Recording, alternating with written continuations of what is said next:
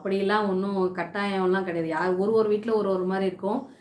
அதனால் இது நம்ம பேசும்போது அதை யாருன்னா தப்பாக எடுத்துப்பாங்க. அதனால் உங்களுக்கு நான் ஆசைக்காக சொல்கிறேன். எல்லாத்தையுமே நம்ம வந்து மேனேஜ்மெண்ட் பண்ணால் தான் லைஃப் வந்து நல்லா போகும். எப்பயுமே வந்து ஏதோ ஒரு எதிர்பார்ப்புக்கு ஒருத்தவங்கள டிபெண்ட் பண்ணி தான் நம்ம வாழறோம். அதனால் வந்து அதை சார்ந்து இருக்கும்போது அது எல்லாத்தையுமே வந்து அதை பண்ணி தான் ஆகணும். சாக்ரிஃபைஸ் பண்ணி தான் போயிட்டே தான் இருக்கணும். லைஃப் அப்போ தான் வந்து எந்த பிரச்சனையும் இருக்காது. அப்படிலாம் தேவையற்ற குழப்பங்கள், தேவையற்ற விஷயங்கள் நடக்க தான் செய்யும். எனக்கு தூக்கம் வரமாட்டேங்குது. நைட்டு 1, 2 மணிக்கு ஆகுது தூக்கம் வர்றதுக்கு சந்தியா. தூக்கத்துக்கு நல்லா ரிலாக்ஸ்டாக வந்து நடங்க, வாக்கிங் போங்க. ஒல்லியாக இருக்கவங்களாம் வாக்கிங் போகக்கூடாதெல்லாம் ஒன்றும் கட்டாயம்லாம் கிடையாது. நல்லா நடங்க. டயர்ட் ஆனாலே கண்டிப்பாக தூக்கம் வரும். நீங்கள் 2 நாள் வந்து நடந்து பாருங்கள். ஒரு 1 கிலோமீட்டர் ஆச்சும் 1 கிலோமீட்டர் ஒரு 1/2 கிலோமீட்டர் வண்டியோ எங்கேயோ எடுத்துகிட்டு போய் விட்டுட்டு ஒரு பார்க் இருக்கோ இல்லை ஏதாவது ஒரு வாக்கிங் போகிறதுக்கு இல்லைன்னா இந்த ஆர்டி ஆஃபீஸ் மாதிரிலாம் கூட இருக்கும் பாருங்கள். அந்த இடத்துலலாம் போயிட்டு நீங்கள் வாக்கிங் போயிட்டு ரிலாக்ஸ்டாக மைண்டு ரிலாக்ஸ்டாக நல்லா நடந்துட்டு ஜாலியாக அப்படியே கொஞ்ச நேரம் அப்படியே நடந்து ரிலாக்ஸ் பண்ணிவிட்டு வந்து பாருங்கள். கண்டிப்பாக நீங்கள் தூங்கிடுவீங்க. அப்படி தூக்கம் வரலன்னா நைட்டு ஒரு குளியல் போடுங்க. இல்லை ஒரு ஹாட் வாட்டரில் குளிங்க. அது மாதிரிலாம் பண்ணுவோம். இந்த வெயில் சீசனு நார்மல் தண்ணியில் கூட குளிக்கலாம். உங்களுக்கு ஒத்துக்குன்னா குளிங்க. பட்டு பொண்ணுங்க பாவம் தான். கண்டிப்பாக நீங்கள் உங்களை மாதிரி யோசிக்கிறவங்க ரொம்ப கம்மி தான். அதனால் வந்து ரொம்ப ரொம்ப சந்தோஷமாக இருக்குது. சொல்கிறது கரெக்டு தான்.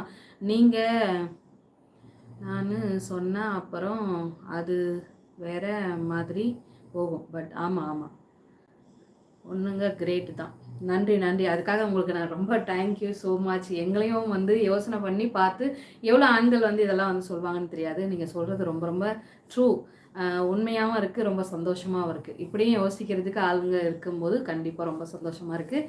அப்படிலாம் எல்லார் வீட்லேயும் கஷ்டமும் இருக்காது. இப்போ நீங்கள் சொல்கிற மாதிரி நான் மீன் பண்ணி உங்களுக்கு சொல்லணும்னா, இப்போ உதாரணமாக நான் லைவ் பேச முடியுமா?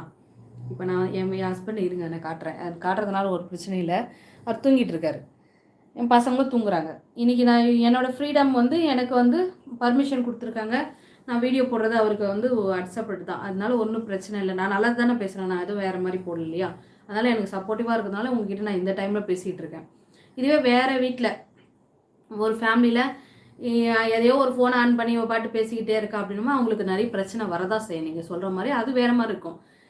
எல்லாமே அதுவே ஒரு லைஃப் கிடையாதுங்க. உண்மையாகவே அதுக்கும் மேலே நிறைய விஷயங்கள் இருக்குது. ஃபிசிக்கல் ஆக்டிவிட்டி தான் நம்ம லைஃப்னு பார்த்தீங்கன்னா கண்டிப்பாக கிடையவே கிடையாது. ஒரு நம்ம வந்து பார்த்திங்கன்னா நமக்கான வாழ்க்கை ஒரு ஸ்டேஜில் வாழ்ந்துருப்போம். நம்ம குழந்தைங்களுக்காக இதுக்கப்புறம் வாழ ஆரம்பிச்சிட்டோம். அதனால் குழந்தைங்க இருக்கிற வீட்டில் எல்லாமே வந்து அதே மாதிரியே இருக்காது. இப்போ நீங்கள் நான் அன்றைக்கி நம்ம ஒரு கல்யாணம் பண்ணுறோம். ஒரு சில வருஷங்களுக்கு வந்து நம்ம நல்லா ஜாலியாக இருப்போம். எங்கே வேணால் சுற்றுவோம், எங்கே வேணால் போவோம். நம்ம எந்த நேரத்தில் வேணாலும் ஹாப்பியாக இருப்போம், பேசுவோம், பழகுவோம், எல்லாமே பண்ணுவோம். ஆனால் பர்டிகுலர் ஒரு கொஞ்சம் குழந்தைங்க வந்ததுக்கப்புறம் பார்த்திங்கன்னா அது கொஞ்சம் நிறையவே வந்து நம்மளுக்கு மாறதான் செய்யும். அதுதான் வாழ்க்கை. அதுதான் வந்து உண்மை. நம்ம எதையுமே வந்து எப்பயுமே இப்படியே தான்ன்றதை எடுத்துகிட்டு போனால் அது வந்து ஃபிசிக்கல் ஆக்டிவிட்டி தான். நம்ம லைஃப் வந்து கிடையாது. நம்ம அதுக்கும் மேலே நிறைய இருக்குது. அன்பு வந்து இப்படி தான் வெளிப்படுத்தணும்னு கிடையாது. அது வந்து ஒரு இது காமனாக ஒரு மனிதர்களுக்கு தேவைப்பட்ட ஒரு விஷயம். அது சம்டைம்ஸில் இருக்கும். எவ்ரிடே வந்து அப்படி தான் இருக்கும்ல. எல்லார் வீட்லேயும் அப்படி தான் இருக்கணும் கிடையாது. இதெல்லாம் புரிதலோட எல்லாத்தையுமே கொஞ்சம் காமனாக எடுத்துகிட்டு போகிறது நம்ம லைஃப் நல்லாயிருக்கும். இருங்க ஒரே நிமிஷம் இதில் படிச்சுக்கிறேன். ஓ அண்ணா வந்துட்டீங்களா? சூப்பர். விக்கி என்டர்டெயின்மெண்ட் வாங்க, வெல்கம். நல்லா இருக்கீங்களா? உங்கள் சேனல் நல்ல சேனல், வாழ்த்துக்கள். தேங்க்யூ ஸோ மச் முகமத், நன்றி. எதனா மணிக்கு வந்தீங்க? வந்தாங்க நைட்டு.